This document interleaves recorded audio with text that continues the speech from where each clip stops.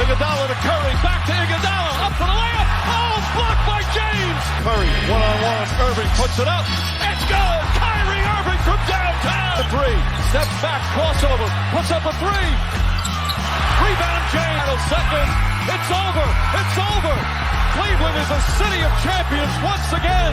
The Cavaliers are NBA champions. Cleveland! This is for you! Cleveland! Are we having fun? We're having so much freaking fun. Are we having fun? Oh, man. It's good. I mean, all right, so we're Ohio sports fans. Ohio sports is notorious for coming out of the gates slow. This Cavs team is not doing that. Nope. What up, Sid? Sid is in the house. On time, every time. I had a little bit of a Broken Skull IPA before the show. This can is way too big for my limits, so it might get a little funky tonight. Might be some LOL skis going on. We're also on a back-to-back. Yep. Night. Have family in town, so I'm feeling good, Skylar. I'm feeling good. Awesome.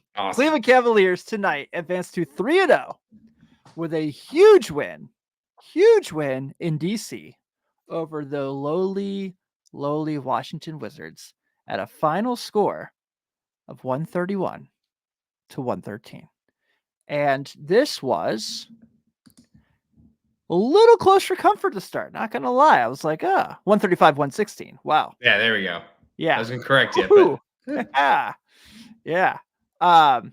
City's having a psychopathy from Matry. Shout out Cincinnati IPAs in the house. I'm normally not an IPA guy, but it's all I had in the fridge, so I accepted it.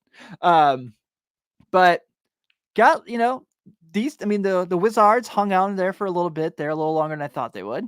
And then just like the other night, except for in the third quarter this time, they just go off. Donovan Mitchell gets really hot from deep. I mean, he was hitting everything. Ended up with 30 points tonight. And Skylar, I know we seem to start the show with this gentleman each and every night, but once again, Jared Allen, 23 points, 5 rebounds, 10 of 10 from the floor. Did miss a free throw. 2 block shots. Had a steal. Bro, Jared Allen is coming for it this year. I mean, I think he's looking for that first team all-star selection. I mean, not first, whatever, starter. He's looking for that starter selection for the all-star. I mean, from the jump, this was a Jared Allen, Darius Garland game. Because Darius Garland came out hitting from 3, doing 5 assists tonight, which not very Darius Garland numbers. Still good. Yeah, I have written in my notes here, he looks so comfortable in this Kenny Atkinson offense. Whether it's scoring or playmaking, it doesn't matter to him. He's just finding rhythm in this offense, which is great to see. The level, the ability to move the ball around. I mean, it's just we've talked about this quite a bit already, but it's been fantastic. Tonight, 4 of the 5 starters are in double figures. The one that's not, the guy to my right may or may not have told you would be tonight, but we're gonna let that slide. I'm just kidding with you, buddy. I love you, dude. That's why it was a plus, right? Well, yeah. I mean, that's why it was a plus. Back-to-back games. They did come out the gate looking tired, looking like they just played the night before. So some guys weren't really in the offense as much, like Dean Wade, like Ty Jerome. But everyone, the starters and the bench until it got to garbage time, positive on their plus minus. So they're still affecting the game in a positive manner up and down the lineup. Yeah, absolutely. I thought tonight was really nice in the sense that, Toronto had that one quarter where they played them really well. Detroit played them pretty well through the half. But this is a team that really, I know what the score says at the end, Washington came to play. I mean, they were in this game. It just took a really hot Donovan Mitchell and the Cavs just overall being a better team to kind of take over. But they're at the end of the half. I mean, this was a really close game, and I mean, it was a fight there for quite a bit. Hats off to the Wizards for hanging on for a little bit. It's just at some point the talent level just kind of takes over, and we all knew Donovan Mitchell was not going to struggle for a long time. So 45 gets his legs underneath him tonight in the second half tonight. I mean, he had 4 points, Skylar, at halftime. Yeah, and I think maybe this is what the Atkinson system is. They seem to come out of the first quarter kind of feeling indifferent, and then they kind of are able to adjust their game plan in game to see what a defense has given them. So, that first game in Toronto, they said, Evan Mobley, go get yours. Mm-hmm. The second game was kind of even scoring throughout. You could tell that what Detroit was giving them were shots from the distance. And in this instance, it was, we're going to stop Evan Mobley. We're going to stop Mitchell as much as we can. And it really became the Jared Allen, Darius Garland to really kind of get things clicking until Mitchell came through into that late third quarter, early fourth quarter to really push it out of reach. Yeah, Mobley's still ended up with a double-double tonight, 13 and 13, even though he didn't shoot very well. I mean, down night and had a double-double. Yeah, this is the new Evan Mobley, guys. The jump is happening right in front of us, and those who questioned it are looking very silly right now. Very silly.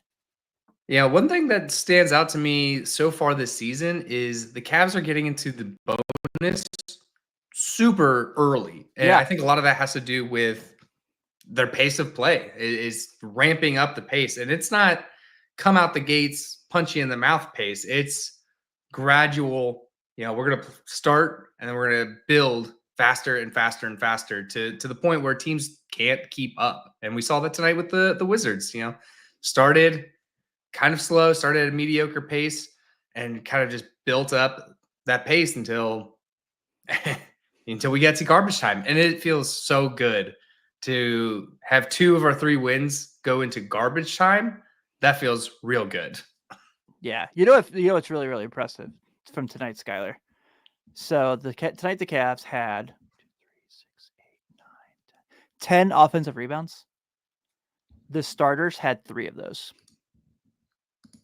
Dang. You mentioned the pace of play. You mentioned the physicality. Crashing the glass is something that this team's always rebounded well defensively.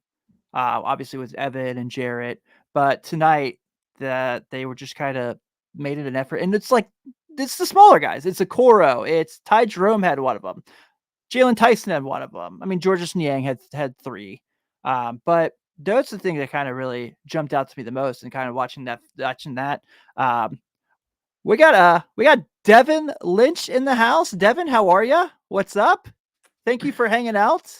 What's good, Cleveland? I love it. Go Cavs, indeed. Thank you so much for spending some time with us. Sydney asked, were you all surprised the rotation stayed the same on the back-to-back? Actually, I was. I thought the same guys would play.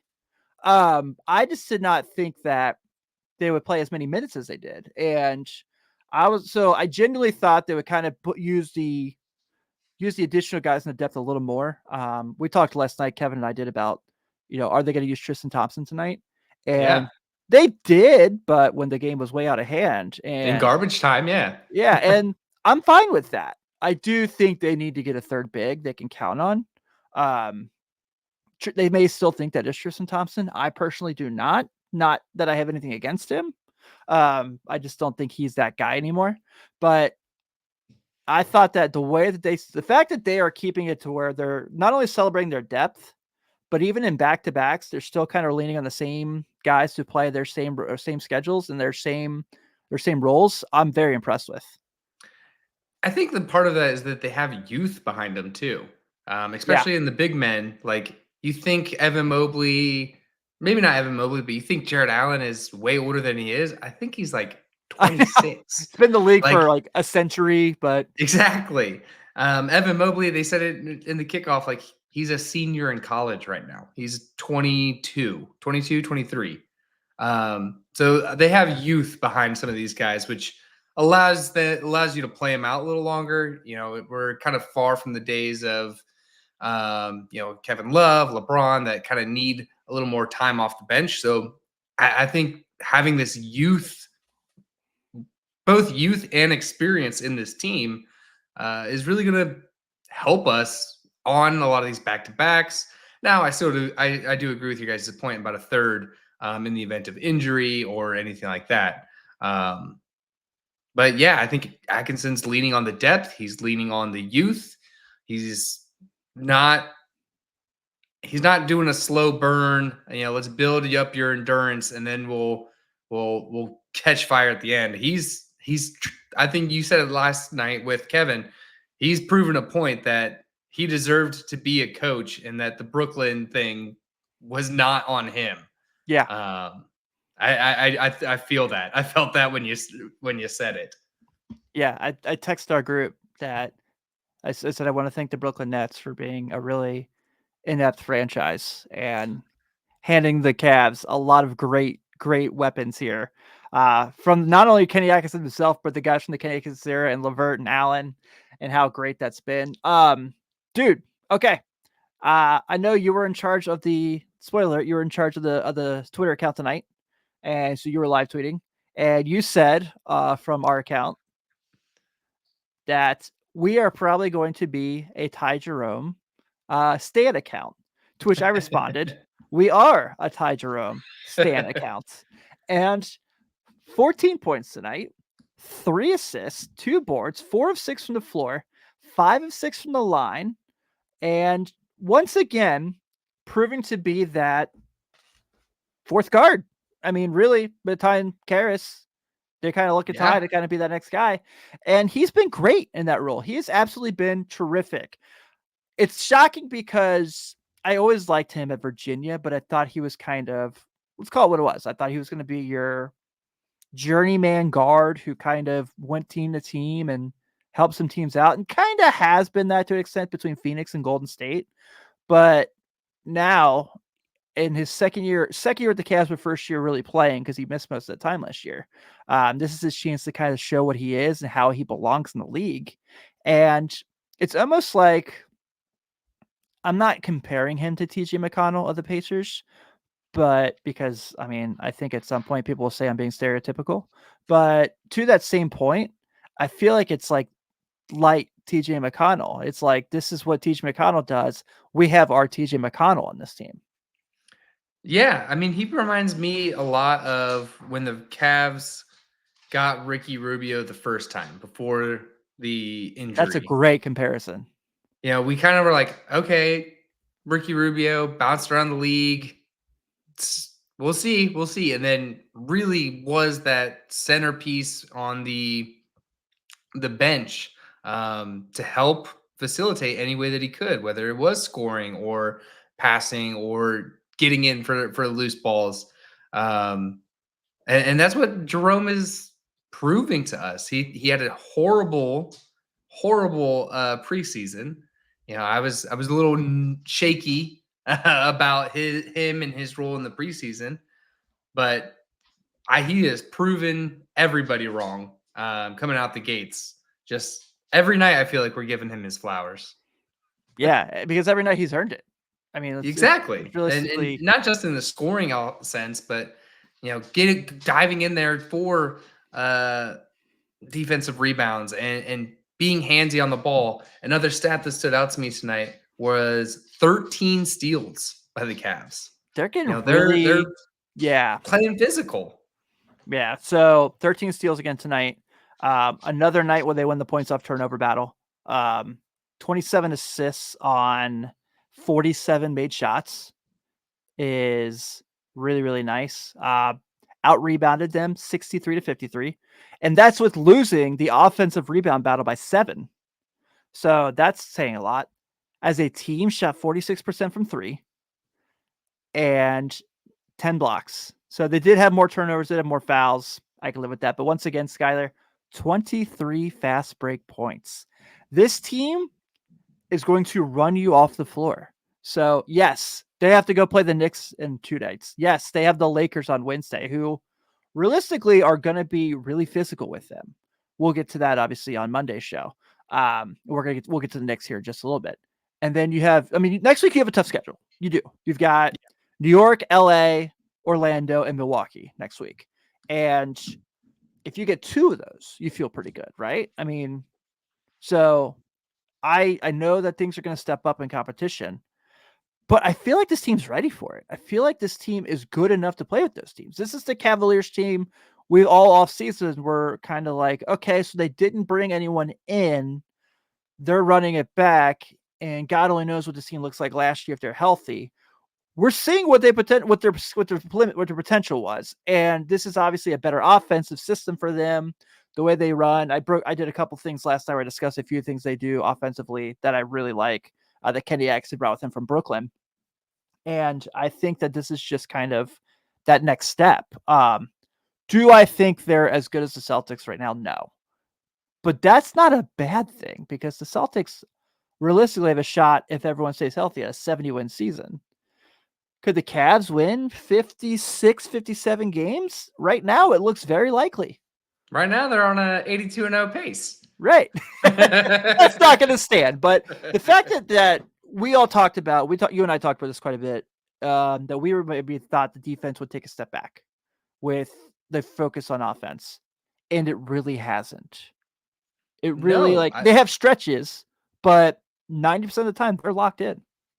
Yeah. I mean, I thought they were going to take a huge step back. They would go from, a top 3 defense that they were, probably falling out of the top 10. And that is not the case at all. I thought, they're still probably a top 5 offense in this league. Maybe top 8. We'll say top 8. I think or defense. Right now, so top 5, top 8 defense. Yeah, and I think right now their pace is still the Bulls are the fastest pace right now, but I don't think they're very far behind. I'll have to look at. I'll get that number before Monday's show. But last I saw, they were, I think, in the top 3. Maybe they were 2. I know City's here; she'll look it up for us. So she's our Schwab. So in a good way. In a good way. Yeah. Yeah. No, always good. And it's just great to see, 2 blowout wins, 1 still not. I mean, the game was competitive, but it wasn't close. Right. Still a comfortable win without all 4 pieces clicking yet. So I think once we get, knock the rust off, and Donovan had an interview with Brian Windhorst of ESPN. That was a good interview. Saying that, that he didn't even get on the court at all like this offseason. So he's not even close to the best shape that he's in, or that he can be. So just giving that some time, giving Okoro some time to really find his place in this new system. I think I feel comfortable that I know you and Kevin talked last night about, going from an Eastern Conference final hopeful to an Eastern Conference final expectation. And from what I'm seeing, that's not terrible. That's not unrealistic. I mean, City says they're 18th in pace. I legit would have thought they were top 5 team in pace. I would have too. I legit would have thought that. Just watching them, it just feels like, you know what I mean? Like how the way the offense moves. But I guess that's fair because when they get into the half court and they get in their set, they're so good at moving the ball. Yeah. And that's what's really, really nice. And I think I can live with the pace being middle of the pack if they're getting people open with their passing and with their scoring being so balanced that we've seen so far this year. That's really the thing that's kind of jumped out to the most and albeit last year, a lot of that was at some point we won't compare last year's team to this year's team, but we're in the 3rd game.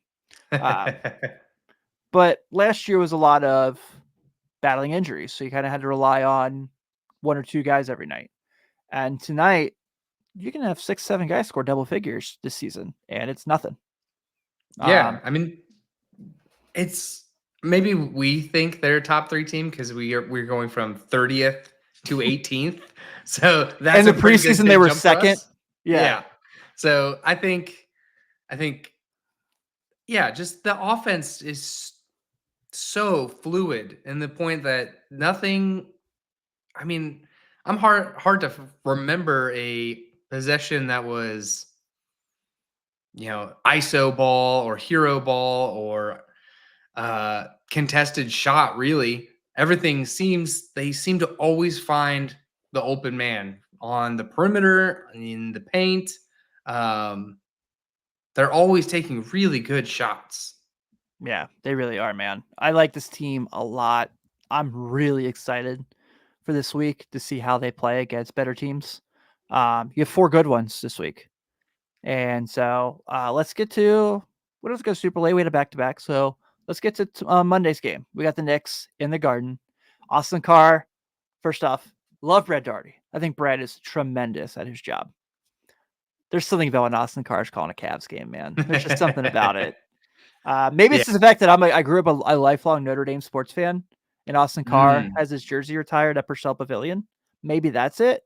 But Austin Carr is the man, and I love when he calls games just because you can tell how much he loves the team when he's calling Yes. games. I But he's love everything Austin Carr. I love the anecdotes, the get the weak stuff out of here, and he's going deep in the rock. Like he's got such a good presence and call and anecdotes. Yeah, he's the man. So they go to the Garden. They're going to face the Knicks, who Sydney points out here are 30th in pace so far. But just pulled a whooping on the Pacers on Friday night.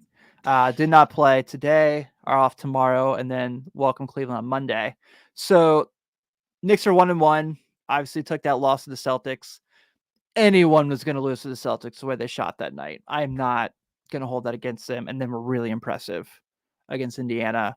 Obviously, right now, this is the Jalen Brunson and Karl Anthony Towns show offensively. And obviously, you hear all the time Donovan Mitchell and Jalen Brunson are 2 guys kind of compared to each other. So, what's kind of the thing that kind of jumps out to you that you're most excited about this matchup? Because I know a lot of Cavs fans still kind of have a bitter taste in their mouth from that 23 playoff series when they lost to the Knicks in the first round, even though last year they did advance. But this is going to be, I'm really excited for this game. I think it's going to be a really fun game. Yeah, I also think it's gonna be a fun game, and I've alluded to it before. I think we're always just gonna get compared to the Knicks because of the Donovan Mitchell. He wants to be a Knick. He's going to the Knicks, then he ends up here, and then getting told that he's leaving here to go sign with the Knicks, and that didn't happen. So I think there's some sort of, I don't want to say a rivalry, but boiled blood over there, or spilt blood between our 2 fan bases. But as far as the game, like your matchups. You know that Cat is going to match up with either JA or Al or Mobley, and you know that Brunson is likely going to match up with Donovan Mitchell.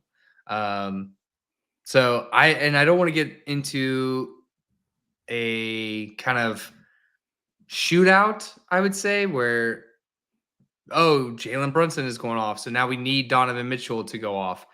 I think what I want is what the Cavs have been bringing, a completely balanced, scored, cut them where they're not defending. That's one thing that I think this Kenny Atkinson offense is really good at doing, is finding, making the in-game adjustments, seeing what they're not guarding, what they're not doing, and attacking that. I agree. So Sydney points out here, as we know, the Cavs have no problem going 11, 12 deep in their rotation. New York goes 8 deep. We obviously know that Tibbs, no matter the score, will play his starters until their knees don't work anymore. Laugh all you want. It's a real thing. I know it's a real thing. The fact that Tibbs has a guy who's a candidate for 6th man of the year this year is mind-blowing, just because I didn't know he knew what a 6th man was. It's getting shady in here. I love Tibbs, dude. Love Tibbs. I mean, like I said, like those who knew I grew up a Bulls fan. So Yeah, I know. obviously have a lot of love for Tibbs. But I really like the idea of this matchup in the sense that it's depth versus depth. It's a really fun matchup there. The way these two teams play kind of balance each other out for where their strengths and weaknesses are. I think the Cavs are a better defensive team, but you can tell me the Knicks are a better offensive team most nights. I don't think they have been yet. So right now, I think the Cavs are playing better ball, and that's more than just the record. It's more than just the fact they have more games. I just think right now they played better basketball than the Knicks have so far. And again, the Knicks played fine that Boston game. Boston just shot the lights out that no team's ever done before, basically. So I don't want us to make predictions on these shows when we do the pregame one. I just feel like this is like kind of these games that like you just look for a matchup, you like see what's really exciting. And I think this is an exciting matchup. This is probably the best game of the week. Not just for the Cavs, but I think in the NBA. Is it a nationally broadcast game? Nope. Hmm. Nope. You got to watch the Lakers and the Suns again. So City asks, who defends Mobley? And this is a great point because Cat does not do really well guarding the perimeter. And OG Anunoby is a really good defender. But does he want to go follow Mobley around the way he's being used now? Is going to be a really, really fascinating X's and O matchup. Yeah. Yeah. I would assume Cat would want to stay in the paint with JA. And then you'd have OG kind of plugging and playing with Mobley, but if that's the case, Mobley's got the size to get offensive rebounds, defensive rebounds. You're going to win that rebounding battle in that matchup. So, yeah, but I think defensively, Mobley's going to get Cat because of the sense that he can't shoot deep, and Mobley has no fear guarding the perimeter whatsoever. Yeah, on the other side of the ball, yeah, I agree. And then what do you do? Because you have great defenders all along the wings, and then you have Jared Allen in the paint, who is an excellent defender in the paint. Dude, I always liked Jared Allen, but this year I just appreciate him so much more. Just watching him on a nightly basis and seeing how good he is. I've got to the point where even though we cover the Cavs on this show, I'm starting to wonder if he's underrated. I feel like he's always been underrated. Yeah, I mean, he's got an all-star game, but but as like a injury alternate, like I think he wants to earn that starter role on there. And he's got a good shot for it. Now that we're back to the East-West format, he's not competing against Jokic or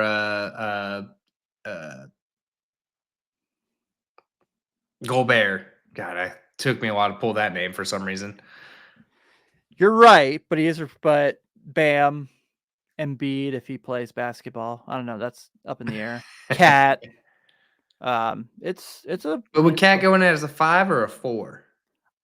I think right now the Knicks basically have him listed as a 5, but he should be a 4. So yeah, it depends on how that piece shakes out, because then you're really just talking Bam. Yeah, who's awesome. He's so good. He's unbelievable. Yeah. Well, a lot of that Heat team is good. Yeah. Miles you Turner, talked about depth. He brings up, You talk about depth. One thing that was really interesting to see, the Charge put out their training camp roster. Oh, I forgot the draft was today. They put out their training camp roster a couple days ago. Yeah, they had the WNBA draft today too. I mean, the G League draft today. Yeah, and Tyson is not on that. Now that could be because the Max Strus injury, but that basically tells me that Tyson's on this team until Strus comes back. So that can be a little different because you can technically designate a guy to the G League, even without them kind of really quote unquote getting a spot on your team, with an NBA contract. But it's very well. I mean, I still think he will do some time down there. I agree, but yeah, I mean that tells me. I mean, just it not being on there from the start, and he put in some time tonight, got in at the 7-minute mark of the fourth quarter. It at least tells me that he's on this team until Strus comes back. Yeah, I agree. So the Charge did have the draft tonight. They took Sean East the second with the 3rd overall pick out of Mizzou. I like Sean East. They got Trey Hannibal, the 22nd pick. Trey Hannibal, who did 2 years at South Carolina, 2 years at LSU, and a year at Murray State. Shout out Murray State, the Morant State, as we used to call them. And then let me see if I can find the other picks real quick, just so I can give a little bit of a breakdown if I have one.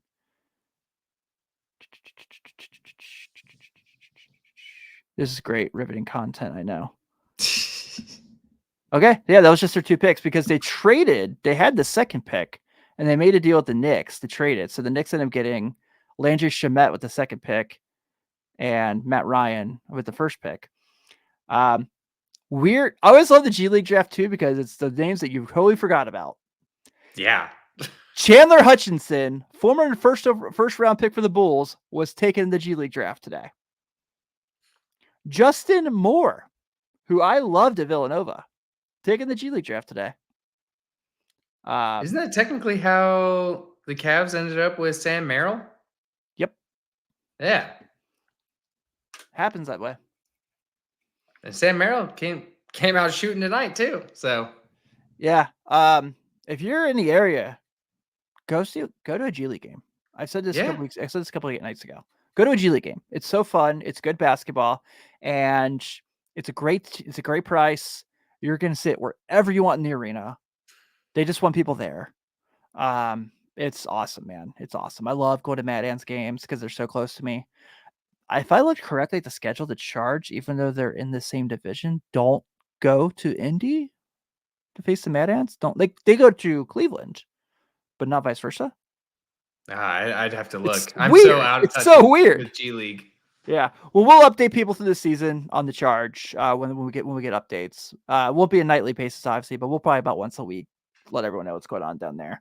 But I think we can go ahead and wrap up tonight's show. Skylar, any parting comments before we roll? This is going to be a fun week, and my hot take: let's go undefeated next week. I always love the Skylar hot takes because they're always fun. I think 2-2, you feel great. Anything better, you feel amazing. I think undefeated. Let's go. All right. I like it. I hope you're right. But we're going to go ahead and wrap this up. Thank you all again for hanging out with us on a night basis.